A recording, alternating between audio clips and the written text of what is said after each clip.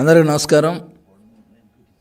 జగన్మోహన్ రెడ్డి వ్యవస్థలను ఏ విధంగా వాడుకోవాలి, ఆ వ్యవస్థల ద్వారా ఏ విధంగా లబ్ధి చేకూరాలి, లబ్ధి చేకూరే సందర్భంలో అధికారాన్ని ఏ విధంగా అస్త్రంగా ఉపయోగించుకోవాలని జగన్మోహన్ రెడ్డి చేస్తున్నటువంటి ప్రయత్నాలకి గతంలో ఆయన అక్రమార్జన, ఆయన సంపాదన, తండ్రి పదవిని అడ్డం పెట్టుకొని ₹1,00,000 కోట్ల పైగా అక్రమార్జన చేసి షెల్ కంపెనీలు, సూట్ కేసు కంపెనీలు ఈ రాష్ట్రాల్లో పరిచయం చేసినటువంటి వ్యక్తి ఈరోజు ప్రజాస్వామ్యానికి ప్రాణప్రదంగా ఉన్నటువంటి ఎన్నికల్ని, ఆ ఎన్నికల్లో పాల్గొనేటటువంటి అధికారుల్ని, ఆ ఎన్నికల్లో పాల్గొని తమ నేతను ఎన్నుకునేటటువంటి ఓటర్లని ఏ విధంగా ప్రభావితం చేసి భయానకంగా లేదా లోబర్చుకొని ఏ విధంగా ఎన్నికల యొక్క వ్యవస్థని నిర్వీర్యం చేస్తున్నాడు అనేది అనేక సందర్భాల్లో మనం అందరం కూడా చూసాం.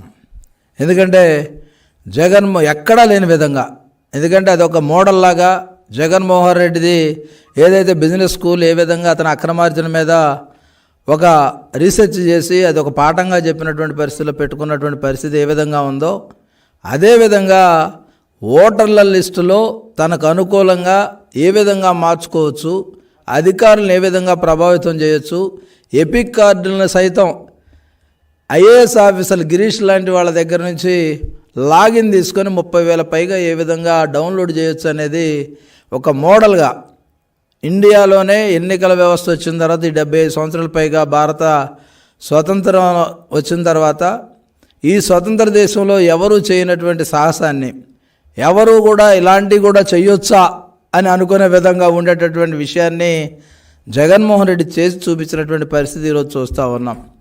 జగన్మోహన్ రెడ్డి ఆ రోజు తిరుపతి ఎన్నికల్లో 30,000 పైగా ఎపిక్ కార్డులని అధికారుల యొక్క లాగిన్ తీసుకొని డౌన్లోడ్ చేస్తే ఈరోజు పాపం అధికారులు భయానిక, ప్రలోభాలక, దేనికి లొంగి ఏ విధంగా పాడయ్యారు, ఈరోజు సస్పెండ్ అయ్యారంటే వాళ్ళ జీవితంలో సర్వీస్ మొత్తం కూడా కళంకితంగా ఉండేటటువంటి పరిస్థితి ఉంది. అంతేకాకుండా ఈరోజు అదే తిరుపతి నుంచి 30,000 ఏదైతే ఓటర్ లిస్టులని డౌన్లోడ్ చేసిన తర్వాత అక్కడ గురుమూర్తి అనేటటువంటి వ్యక్తిని గెలిపించిన తర్వాత అదే గురుమూర్తి తిరిగి ఈరోజు ఎమ్మెల్యేకి అక్కడ పోటీ చేస్తూ ఉన్నాడు. అక్కడ వ్యవస్థలు అనేది ఏ విధంగా మేనేజ్ చేయొచ్చు అనేది ఆయనకి తెలుసు. కానీ ఇది గురుమూర్తి కేవలం తెర ముందు ఒక తోలుబొమ్మ తప్ప ఆడిచ్చేదంతా పెద్దిరెడ్డి రామచంద్రారెడ్డి, అదేవిధంగా చెవిరెడ్డి భాస్కర్ రెడ్డి, ఆ తాడేపల్లి ప్యాలెస్లో ఉన్నటువంటి సజ్జల, ఈ ముగ్గురు రాష్ట్రంలో ఉన్నటువంటి వ్యవస్థలన్నింటినీ కూడా తోలుబొమ్మల్లాగా ఆడిస్తూ అధికారులు బలిపశువులు చేస్తూ ఉన్నారు.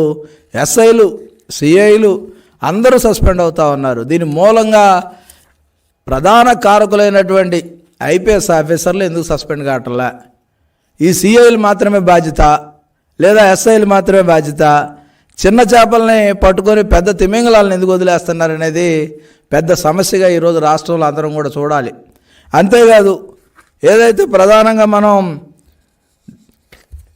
రాంప్రసాద్ మంగళగిరి నియోజకవర్గంలో ఒక తహసీల్దార్గా పనిచేసి ఈ స్కాముల్లో కానీ అనేక విధంగా ఆయనకి ఉన్నటువంటి సర్వీస్ అంతా కూడా ఏ విధంగా ఆక్షేపణీయంగా ఉందో అలాంటి వ్యక్తి ఈరోజు వెళ్ళి ఎన్నికల సంఘ కార్యాలయంలో డిప్యుటేషన్ మీద పనిచేస్తూ ఉన్నాడు.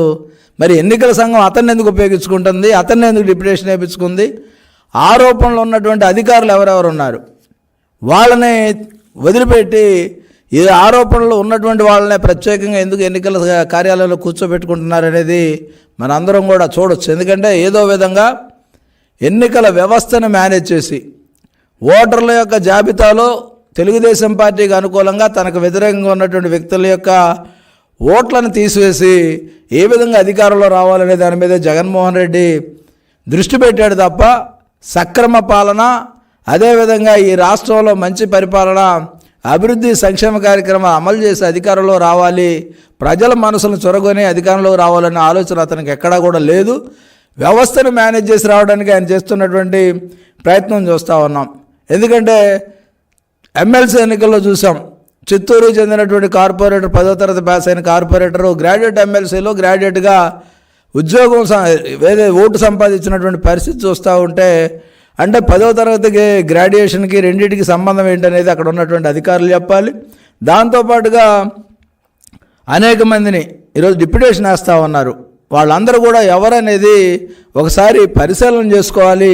వాళ్ళ సర్వీస్ అంతా ఏ విధంగా ఉందో చూడాలి తప్ప ఈ విధంగా చేయడం సరికాదు. గతంలో కూడా స్థానిక సంస్థల ఎన్నికల్లో దొంగ ఓట్లు పడుతున్నాయని ఎస్ఈసి నిమ్మగడ్డ రమేష్ కుమార్ గారు ఆ రోజు మాట్లాడితే ఆయన్ని పెద్ద ద్రోహిగా, ప్రజాస్వామ్యాన్ని హత్య చేసేటటువంటి వ్యక్తిగా చూసినటువంటి పరిస్థితి మనం చూసాం. ఆయన విమర్శించిన తీరు కానీ, వ్యవహరించిన తీరు కానీ ఇవన్నీ కూడా ఉన్నాయి. అంతేకాకుండా ఈరోజు జగన్మోహన్ రెడ్డిని ఒకటే అడుగుతూ ఉన్నాం. నిన్ను ప్రజలు తిరస్కరిస్తూ ఉన్నటువంటి పరిస్థితుల్లో నీకున్న ఆయుధాలు ఏంటంటే చంద్రమౌళీశ్వర్ రెడ్డి, అదేవిధంగా డిఐజీ కానీ, గిరీష్ కానీ, ఇలాంటి వాళ్ళు ఇంకెంతమంది ఉన్నారు? ఎక్కడెక్కడ లాగిన్లు తీసుకున్నావు? ఏ నియోజకవర్గాల్లో ఓటర్లని విత్డ్రా చేస్తున్నావు? ఆ ఎపికలు తీసుకొని ఎవరెవరిని ఏ నియోజకవర్గాల్లో పెట్టావు అనేది పూర్తిగా ప్రజలందరికీ కూడా అనుమానం ఉంది. ఇక్కడ ఒకటే అడుగుతూ ఉన్నాం, చంద్రమౌళీశ్వర్ రెడ్డి అనే వ్యక్తి పెద్దిరెడ్డి రామచంద్రారెడ్డికి ఏమైనా చుట్టమా? అదేవిధంగా గిరీష్ అనే వ్యక్తి ఎవరి కోసం చేస్తూ ఉన్నారు? ఇవన్నీ కూడా వాళ్ళ బంధువులా, లేకపోతే వాళ్ళు ఏమైనా ప్రత్యక్ష రాజకీయాల్లో రాబోతా ఉన్నారా? వాళ్ళ ప్రయోజనం ఏంటనేది కూడా మనం ఆలోచన చేయాలి. జగన్మోహన్ రెడ్డి వాళ్ళ అక్రమ ఆస్తుల్లో ఇరుక్కున్నటువంటి అధికారుల్ని ప్రలోభపెట్టి, భయపెట్టి తనకు అనుకూలంగా లాగిళ్ళు కూడా లాక్కునేటటువంటి పరిస్థితి వచ్చిందంటే ఈ రాష్ట్రంలో ఏ విధమైనటువంటి పరిపాలన జరుగుతూ ఉంది? సాక్షాత్తు దీనిలో ఎవరైతే పాత్రదారులు ఉన్నారో, ఎవరైతే చేయించారో భూమన కరుణాకర్ రెడ్డి గారు, ఆయన తీసుకెళ్లి టీటీడీ చైర్మన్ చేశాడు. అంటే ప్రమోషన్. జగన్మోహన్ రెడ్డి తనకు అనుకూలంగా తనకు ఇష్టమైన వాళ్ళని ఏ విధంగా వాళ్ళు తప్పులు చేస్తే తప్పులు చేసిన వాళ్ళందరినీ కూడా తీసుకెళ్ళి పెట్టుకున్నటువంటి పరిస్థితి చూస్తూ ఉన్నాం. ఇలాంటి రాజకీయాల్లో ఈ వైకాపా లాంటి పార్టీలు ఉండాలా? ఇంకా వాటిని ఎన్నికల సంఘం ఎందుకు రద్దు చేయదని డిమాండ్ చేస్తూ ఉన్నాం. వైసీపీ గుర్తింపును రద్దు చేసి, ఎందుకంటే ఇన్ని అక్రమాలు అధికారులతో కలిసి దీనిలో ఏంటంటే మనం గొంగళ్ళలో తింటూ అన్నం వెంట్రుకలు ఏరుకున్నట్టే ఉండేటటువంటి పరిస్థితి ఈరోజు ఎన్నికల సంఘంలో ఉంది. ఎన్నికల విధులు నిర్వహించేటటువంటి వాళ్ళలో ఈరోజు కొత్తగా వాలంటీర్లు కూడా పెట్టేటటువంటి పరిస్థితి ఉంది. ఆ వాలంటీర్లు 199 మంది వైకాపా కార్యకర్తలే ఉన్నారు అని సాక్షాత్తు విజయసాయిరెడ్డి గారు చెప్తా ఉంటే ఆఖరికి వాలంటీర్లను పెట్టి ఉపాధ్యాయులను తీసివేసే విధంగా కూడా ప్రయత్నం చేసి వ్యవస్థలన్నింటిని కూడా తన గుప్పెట్లో పెట్టుకోవాలని జగన్మోహన్ రెడ్డి ఆలోచన చేస్తూ ఉన్నాడు. దాన్ని తీవ్రంగా ఖండిస్తూ ఉన్నాం. ఈ సందర్భంగా ఒకటే డిమాండ్ చేస్తూ ఉన్నాం, వైకాపా గుర్తింపు రద్దు చేసి ప్రజాస్వామ్యాన్ని కాపాడవలసినటువంటి బాధ్యత ఎన్నికల సంఘానికి ఉంది. కేంద్ర ఎన్నికల సంఘం కూడా దీని మీద దృష్టి పెట్టాలి. రాష్ట్ర ఎన్నికల సంఘం పూర్తిగా ప్రలోభాలతో మునిగిపోయి ఉన్నటువంటి పరిస్థితి చూస్తూ ఉన్నాం. ఎందుకంటే చేను కంచేస్తాం కాపలా ఉండటానికి, కానీ ఆ కంచె చేను వేసే పరిస్థితి వచ్చిందంటే ఎన్నికల అధికారులు ఏ విధంగా చేస్తూ ఉన్నారు, ఏ విధంగా ఈ రాష్ట్రంలో అపహాస్యం అవుతూ ఉంది ప్రజాస్వామ్యాన్ని కాపాడటానికి ఎన్నికల సంఘం ముందుకు రావాలి. ముందుకు వచ్చి ఎవరెవరైతే మీదైతే ఆరోపణలు ఉన్నాయో, ఏదైతే అక్కడ ఉన్నటువంటి డిఐజీ కానీ, అనంతపురంలో కానీ, ఎస్పీ కానీ, చంద్రమౌళీశ్వర్ రెడ్డి కానీ, వీళ్ళందరిని కూడా సస్పెండ్ చేయాలి, ఉద్యోగాలను టెర్మినేట్ చేయాలి. ఎందుకంటే ఎన్నికల విధులంటే, ఓటర్లంటే దానికి ఉన్నటువంటి ప్రాధాన్యత తెలియాలంటే ఖచ్చితంగా ఇలాంటి ప్రలోభాలకు గురై, ఒత్తిళ్లకు గురై ఇలా ఉద్యోగాలు చేసేటటువంటి అధికారులను కూడా ఇమీడియట్గా ఉద్యోగాల నుంచి తొలగించాలని డిమాండ్ చేస్తూ ఉన్నాం. ఈరోజు ఇప్పటికైనా సరే వాళ్ళని సర్వీస్ నుంచి తొలగిస్తే ఇంకెవరు కూడా తప్పు చేయరు, ప్రజాస్వామ్యాన్ని కాపాడుతారు. ప్రజాస్వామ్యంలో ఎన్నికలు అనేవి ప్రధానమైనటువంటి అంగం. అలాంటి ప్రధానమైనటువంటి దాన్ని ఇలా నిర్వీర్యం చేసి అపహాస్యం చేయడం సరైంది కాదు.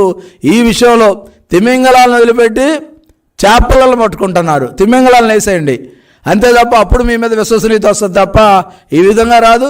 గతంలో ఏదైతే ఇప్పుడు మనకున్నటువంటి ఎన్నికల అధికారులు ఉన్నారో గతంలో పనిచేసినట్టు ఇప్పుడు ఎందుకు చేయట్లే? ఆయనకున్న భయం ఏంటో అర్థం కావట్లే. గతంలో ఆయన కమిషనర్గా, నేను మినిస్టర్గా చేశాం. అప్పుడు ఏ విధంగా పనిచేశారు, ఇప్పుడు ఈ విధంగా ఎందుకు చేస్తామన్నారు? రౌతు కొంది గుర్రమని ఈ విధంగా వ్యవస్థని నిర్వీర్యం అయిపోతూ ఉంటే కళ్ళు అప్పగించి చూడటం అనేది సరైనది కాదు. వాళ్ళ మీద చర్యలు తీసుకోవాల్సిందిగా డిమాండ్ చేస్తూ, ఎవరైతే ఈ దీనిలో పాత్రదారులు అయ్యారో గురుమూర్తి గారు కానీ, కరుణాకర్ రెడ్డి గారు కానీ, పెద్దిరెడ్డి రామచంద్రారెడ్డి కానీ, వీళ్ళందరిని కూడా అరెస్ట్ చేయాలి. ఎన్నికల అర్హులను చేయాలి, అనర్హులుగా ప్రకటించాలి. అదేవిధంగా వైకాపా గుర్తింపు రద్దు చేయాలని డిమాండ్ చేస్తూ ఉన్నాం.